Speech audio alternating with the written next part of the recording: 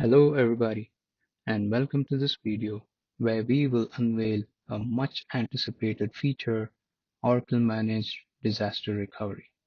So let's explore the initial release of Oracle Managed DR. We have three main objectives for the Oracle Managed DR. The first one is one click. This means ease of provisioning of both the primary and the DR instances with a single click. We are also able to failover and fail back with a single click. Thing to note, Oracle Managed DR will be initially available for new customer instances in the Phoenix and Ashburn regions. Our next objective is automation. Design time artifacts, configuration data, and files stored on file server are automatically synchronized between the two instances. The DR also would be set up with a common regionless URL, which eliminates the need for customers to set up custom endpoint and manage DNS entries. Our third objective is parity.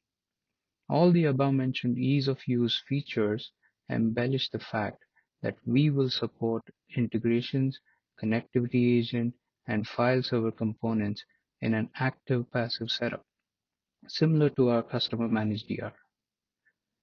Here, we look at the customer managed DR topology, in which customers are responsible for setting up both the instances, agents, CI/CD process, custom endpoint, and DNS management just to ensure a proper DR service. However, in the Oracle Managed DR topology, this is a lot simpler, thanks to all the usability enhancements that we just discussed. Now let's take a look at all of this in action. Here we have our OCI console. Now let's go ahead and create an instance. We are going to create a new instance in Phoenix region. So let's go ahead and fill in the name for the instance.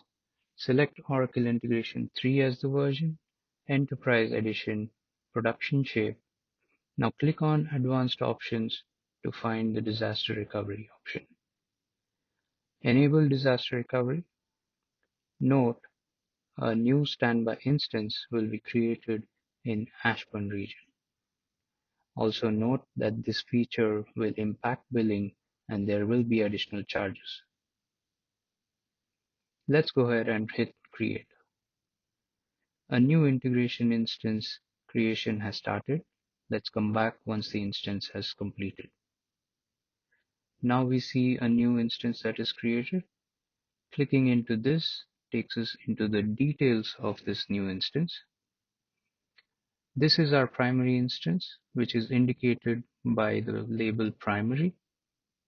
And scrolling down, we see the disaster recovery menu, which shows us the peer DR site. Once we click on that, it takes us to the secondary instance, which is in Ashburn. And this is indicated by the secondary label that is next to the instance name. Notice all the options are disabled except for failover. Also notice the service console URL, which is a regionless URL and is the same for both the secondary and the primary instances.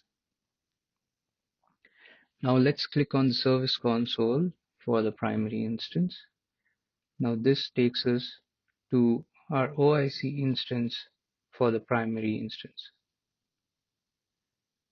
Let's go into the integration section and bring in an integration via import. We are going to do this to see how we are able to synchronize the artifacts between the primary and the secondary instance. So this is done. Now let's go to the secondary instance details and simulate a disaster SOP. Let's click on the failover instance and this starts the failover process. We will come back once the failover process has completed. Now the failover process is complete and we see that the remote instance is now the primary. We also see that the primary instance, which was earlier in the Phoenix region, is now the secondary. Going back to the remote instance, we go into the service console. Let's go ahead and check what happened to our integration. Notice that the integration is seen in the secondary instance as well. Hope this video has given you a glimpse of the potential of Oracle Managed DR. Thank you very much.